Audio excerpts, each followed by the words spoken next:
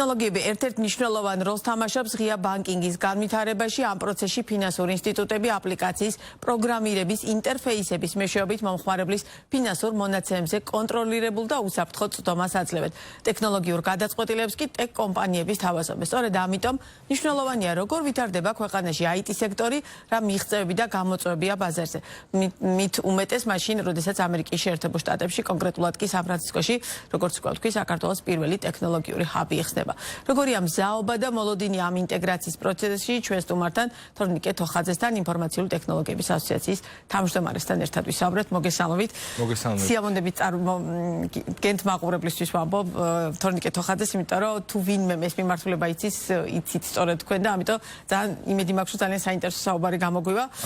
რეალურად სად ვართ საქართველოს IT ტექნოლოგიების განვითარების კუთხით, მოდი ამას დავიწყოთ საუბარი, იმიტომ რომ ერთი შეხედვით სახელმწიფოს საჯაროდ გაცხადებული აქვს პოლიტიკა ამ ნაწილში და ღიად ამბობს, რომ ეს სფერო ჩვენთვის საინტერესოა, ეს სფერო არის ის, რომელსაც ღიად ვუჭერთ მხარს, მაგრამ ბიზნესი რამდენად რეალურად გრძნობთ ამას. მე სრულიად შეგნებულად ვთქვი, რომ ბიზნეს პარტნიორი რაც არსებობს, IT მიმართულება იქნება თუ სტარტაპის ნაწილი, ჩვენ ძალიან აქტიურად ვაშუქებთ და მართლა წლიდან წლამდე სხვა რეალობა გვხვდება ბაზარზეც და მათ შორის მოთამაშეების კუთხით, თუმცა რეალური გამოწვევები რა გაქვთ და რამდენად რეალურად არის სახელმწიფო ამ კუთხით ხელისშემწყობი და ბიზნესი სად არის, სწორედ ეს მინდა რომ იყოს ჩვენი საუბრის მთავარი თემა და სად ვართ ამით დავიწყოთ. კარგი კითხვაა.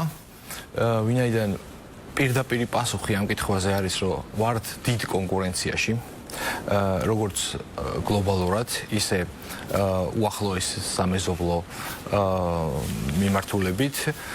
ეს არის თავარი ტრენდი, რაზეც ჩვენ საუბრობთ, ეს ტექნოლოგიური სტარტაპები იქნება, ეს იქნება ღია ბანკინგი თუ ნებისმიერი მიზეზი, რაც გამოიწვევს დამატებითი მოთხოვნის ზრდას IT სექტორში, გადის ერთ ძალიან მნიშვნელოვან რამეზე, რომელიც არის უმნიშვნელოვანესი ყველა ქვეყნის, ყველა IT სექტორის მიმართულებით, ეს არის კვალიფიციური ადამიანური კაპიტალი. ვინაიდან კვალიფიციური ადამიანური კაპიტალის გარეშე შეუძლებელია სექტორმა უპასუხოს სხვადასხვა ტიპის გამოწვევებს.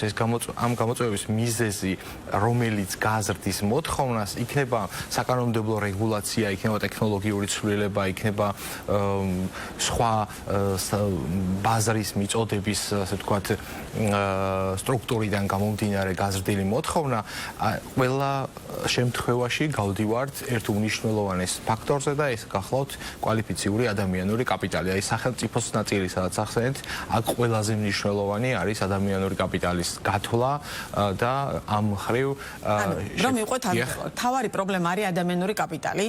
40,000 ამ მიმართულებით მომუშავე ქვეყანაში ადამიანი, IT სპეციალისტი, ვაკეთურნავ და 40,000, თუნდაც 50 იყოს, ან ნაკლები ახლა შემთხვევაში ამ კონკრეტულ რიცხვს არ ვეკიდები, უბრალოდ ეს ადამიანები ხო საიდანღაც მოვიდნენ, ხო, ამ სექტორში. ეს 40,000 თუ არის და კიდევ 40,000-ის ან უფრო მეტის რესურსის რატომ არ არის, თუ არის, სად ვაკლებთ ხელს, მათ შორის ბიზნესი, ხომ არ არის პრობლემა გადამზადების ნაწილში, იმიტომ რომ ინტერესი ანუ კარგი მაგალითი მოიყვანა ვაკეთურნავ, რომ ერთი კომპანიას 6 წლის წინ თუ 6.11 განაცხადი ჰქონდა, დღეს 5,000 განაცხადი შეეცდა, ანუ ინტერესი არის.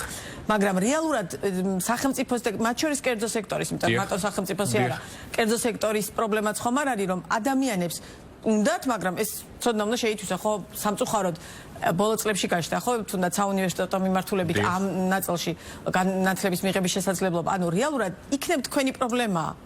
მესმის. უხეშავთ ამ კითხვას, მაგრამ რეალურად ასე ხომ არ არის, ეს ხომ არ არის პრობლემა. არა, მოყვებით ამ ნაწილში. ანუ როგორც დავიწყე თავიდან, ანუ ეს გამოწვევა არ არის საქართველოს გამოწვევა და ჩვენი IT სექტორის გამოწვევა მხოლოდ. ეს არის ანუ უფრო სწრაფად ვითარდება ეს სეგმენტი და ვერ ვეწევით კადრების ჩვენ შეგვიძლია შედარებისთვის ვთქვათ, რომ თელს სოფლიოში დღეს ადამიანურ კაპიტალზე არის უფრო მეტი მოთხოვნა ვიდრე ფინანსურ კაპიტალზე. განსაკუთრებით IT სექტორში და სხვადასხვა ქვეყნები, სხვადასხვა ქვეყნის IT სექტორები და მათ შორის ეკონომიკის სხვადასხვა სექტორები აქტიურად მუშაობენ ადამიანური კაპიტალის მოზიდვაზე, ინტელექტუალური კაპიტალის მოზიდვაზე, იმაზე უფრო აქტიურად, ვიდრე მუშაობენ ფინანსების მოზიდვაზე. აი ჩვენ როცა ვამბობდით Silicon Valley-ის სხვადასხვა ტიპის სტარტაპ ეკოსისტემაზე ვსაუბრობდით, სადაც ბევრი მილიარდი იხარჯება და შეიძლება უფრო ტრილიონებით იხარჯება სტარტაპების და ფინანსების მიმართულებით, აქაც აი რო წარმოიდგინოთ სტარტაპი არის ადამიანები რეალურად. სტარტაპს არ აქვს რაღაც აქტივები, არ აქვს მოგებაზარალის რაღაც უწყისები, რომელიც შეიძლება ასე ვთქვათ იყოს საინტერესო ინვესტორისთვის, ანუ ინვესტორებს აინტერესებთ ადამიანები, რომლებიც ფიქრობენ ინოვაციურად, რომელთაც აქვს იდეები და რომლებიც ეჭიდებიან გამოწვევებს. ანუ ასეთი ადამიანების დეფიციტი გვაქვს? ასეთი ადამიანების დეფიციტი გვაქვს ჩვენც, რა თქმა უნდა, და ასეთი ადამიანების დეფიციტი არის მთელ მსოფლიოში. ამიტომ არის კონკურენცია, მაგიტომ ვახსენე, რომ ჩვენ ვიმყოფებით დიდ კონკურენციაში და ყველაზე დიდი ყურადღება, რასაც უნდა დაეთმოს ბიზნესის მხრიდან, ეს იქნება სახელმწიფოს მხრიდან, ეს იქნება სხვადასხვა ინვესტორის მხრიდან თუ ასე შემდეგ, ეს არის კვალიფიციურ ადამიანურ კაპიტალზე წვდომის შექმნა. მე ყველა მზად ვარ ამ მიმართულებით აქტიურობისთვის, არა მხოლოდ აქტიურობს, არამედ ფინანსურ ნაწილზე დაანონსებულია სხვა ტიპის პროგრამა, ხო, ვახორციელებთ. ამისთვის შექმნილია სპეციალური სააგენტო, რომელიც პრაქტიკულად ძალიან დიდ შრომას ასწევს ამ ნაწილში. ეს საკმარისი არ არის? თქვენ ბიზნესის გადმოსახედიდან ბუნებრივია. დიახ, ბიზნესის გადმოსახედიდან. ისე სწრაფად ვითარდება, რომ ბიზნესის გადმოსახედიდან შევხედავთ. მან პრობლემა არის ბევრად უფრო კომპლექსური, ვიდრე რაოდენობრივი საკმარისობა. ანუ, როდესაც ჩვენ საუბრობთ კვალიფიკაციაზე, ამ შემთხვევაში ამოსავალ წერტილად ვიღებთ შემდეგ რამეს, რომ კვალიფიკაცია არ ნიშნავს უნივერსიტეტის დიპლომს. კვალიფიკაცია არ ნიშნავს სერტიფიკატებს ან განვლილი ტრენინგების რაოდენობას. კვალიფიკაცია ნიშნავს ბიზნესის მოთხოვნის დაკმაყოფილებას სრულყოფილად, რასაც ბიზნესი სამუშაოს აღწერის თვალსაზრისით წარუდგენს ბაზარს. აი ეს არის კვალიფიკაცია, ესე მუშაობს ევროპული ბაზარი თავიდან ბოლომდე, ეს ევროპული განმარტება არის კვალიფიკაციის, მაგალითად გერმანიაში, ავსტრიაში წამყვან ევროპულ ქვეყნებში კვალიფიკაციის განსაზღვრელი არის, რომ ბიზნესმა დრო, რესურსი, ენერგია არ დაკარგოს იმაში და დაიკმაყოფილოს საჭიროება ბაზრიდან მიწოდებული. თუმცა ბიზნესი ხო ხედავს, რომ ეს კადრი მჭირდება. დღეს ბიზნესების დიდი ნაწილი IT სპეციალისტების სეგმენტში იყენებს მსხვილ კადრს, ხო?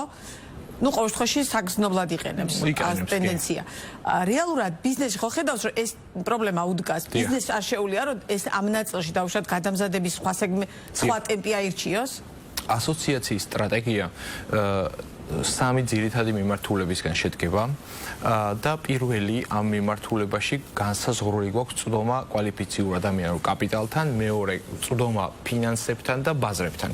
ანუ ამ შემთხვევაში ჩვენ რო დავაკვირდეთ ბოლო წლებში საქართველოში ბიზნესმა როგორ უპასუხა ამ გამოწვევას, ეს იყო გააკეთდა ბევრად უფრო მეტი ტრენინგ ცენტრი, ბიზნესებმა შექმნეს აკადემიები თავიანთ ბაზაზე, ბიზნესებმა გადადგეს ნაბიჯები, გადამზადების თვალსაზრისით, ასევე იყო სახელმწიფო პროგრამები, ასევე გრძელდება უნარების სააგენტოს პროგრამები, რომლებიც მომზადება გადამზადების მიმართულებით ეს, ანუ არსებობს რაღაც ბაზა, რომელმაც, ასე ვთქვათ, აქამდე მოგვიყვანა, მაგრამ იქედან გამომდინარე, რომ კონკურენცია არის უფრო ძალიან მაღალი, განსაკუთრებით დღეს ინვესტორების ყურადღება მიმართულია შუა აზიის ბაზრისკენ და ამ კონკურენციაში ცოტა ჩვენ, ასე ვთქვათ, ცოტა ჭრილში აღმოჩნდით. დიდდაპირი მნიშვნელობით. აქ მეტი არის საჭირო. აი რატო არის შუა აზიისკენ პირველი არ ხართ, ვინც ამას ამბობს.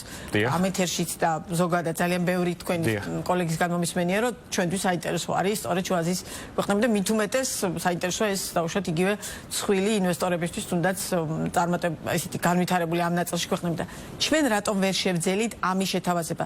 ბაზრის სიმცირე ამ შემთხვევაში არ გამოდგება იმ მარტივიზის გამო, რომ ეს სეგმენტი იძლევა საშუალებას, რომ საქართველოს და ნებისმიერ მსოფლიოს გაცილებით დიდი პოტენციალი არსებობს. ანუ რა არის მთავარი მიზეზი? გაცხადებული გვაქვს პოლიტიკა ამ მიმართულებით და თითქოს ყველა პროგრამა არის ამ ნაწილში, აი რა არის მაშინ მიზეზი, რომ შუა აზიის ბაზარი უფრო საინტერესოა დაუშვათ და რეალურ კონკურენტია, ვიდრე დაუშვათ ქართული ბაზარი. ბაზრის სიმცირის ნაწილში მეც მოყვებით ამ ნაწილში და გეთახმებით რომ ეს ბაზრის სიმცირე ამას არ განსაზღვრავს, თუმცა რაღაცა მდგენელი მაინც არის ამ კონფიგურაციაში, რომელიც ინვესტორების ყურადღებას იქცევს. ჩვენ როდესაც საუბრობთ ასოციაციის სახელით, უბრალოდ აქცენტს ვაკეთებთ კონკრეტულ მაგალითებზე, კონკრეტულ кейსებზე, ვიდრე სტატისტიკურ მონაცემებზე. აი, მაგალითად, როდესაც თქვენ თქვით ინტერესი გამოხატა ბევრმა კომპანიამ და კერძო სექტორი ძირითადად საუბრობს, რომ შუა აზიის ბაზარი არის საინტერესო, ხო? ანუ ამ შემთხვევაში მე შემიძლია დადასტურებულად თქვა, რომ დღეს შუა აზიის ბაზარზეც ისე არ წვიმს, როგორც ქუხს. ანუ ეს არის შესვლა საქმიანობა იქ უფრო მარტივი ხომ არ არის ეს ჩვენ შეგვიძლია ვთქვათ მარტივი მაგალითი, რომ რა ხდება დღეს შუა აზიის ბაზარზე. შუა აზიის ბაზარზე დღეს კომპანიები იკავებენ რიგს იმისთვის რომ მოხდეს შემდგომი. ამიტომაც ვკითხულობ და საქართველოში რატო არ ვხედავთ იგივეს? საქართველოში ინვესტორების მოსაზრება ცოტა განსხვავებულია, იმიტომ რომ როდესაც ჩვენ ამ ფინანსური მიმართულებით, ფინანსებზე წვდომის განვითარების მიმართულებით ვესაუბრებით ინვესტორებს, ისინი ძირითადად გვეუბნებიან, რომ ჩვენი ინტერესი არის შუა აზიის ბაზარი.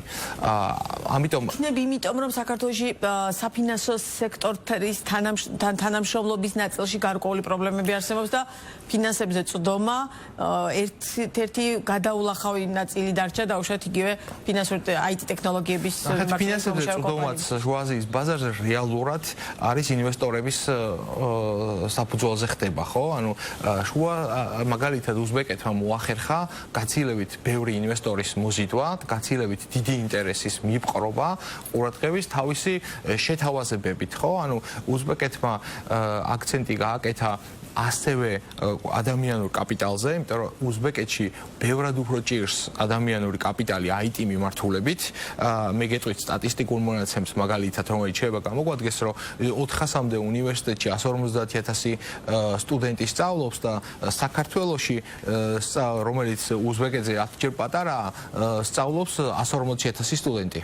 ნახეთ რამხელა განსხვავება არის, რომ იქ არის პოტენციალი იმის, რომ სკოლებში დაინერგოს ახალი სისტემები, მაგალითად IT-სთან წვდომის ერთ-ერთი ფაქტორი, ტექნოლოგიებთან წვდომის იყო ენობრივი ბარიერი, მაგალითად უზბეკეთში, რომელიც საქართველოში არ არსებობს და ნებისმიერი სკოლის მოსწავლე ინგლისურად კარგად საუბრობს და მომზადებულია და ამ ბაზარისთვის კარგად შესაძლოა ძალიან კარგად არა, მაგრამ ბევრად უკეთესად შეიძლება ესე ვთქვათ, კარგად საუბრობს. ამიტომ შეიცვალა იქ მიდგომა სკოლებში დაინერგა ახალი სისტემები და პოტენციალი გვაქვს ამ მიმართულებით განვითარების. საქართველოს პოტენციალი აქვს ძალიან დიდი, IT სექტორის პოტენციალი ასოციაციის ხედვით არის, რომ IT სექტორ შეუძლია გახდეს ნომერ პირველი სექტორი საქართველოში სიდიდით და ეკონომიკაში შემოსავალი. დღეს არის მე მგონი 8% თუ არ მეშლება, მაგრამ შესაძლებელია ეს იყოს ძალიან მაღალი. დაახლოებით რიცხვებში რო ვთქვათ, ეს არის 30-35 მილიარდი შემოსავალი ეკონომიკაში და ამისთვის საჭიროა სამი ძირითადი მიმართულებით მუშაობა. პირველი ახსენე და ვთქვი, რომ ეს არის ადამიანური კაპიტალი და ამ მხრივ ასოციაციამ გადადგა ნაბიჯები, სადაც შევქმნით განათლების პლატფორმები, რომელიცაც ვამზადებთ მასშტაბირებისთვის. ეს პლატფორმები უკვე მუშაობს და ამ პლატფორმების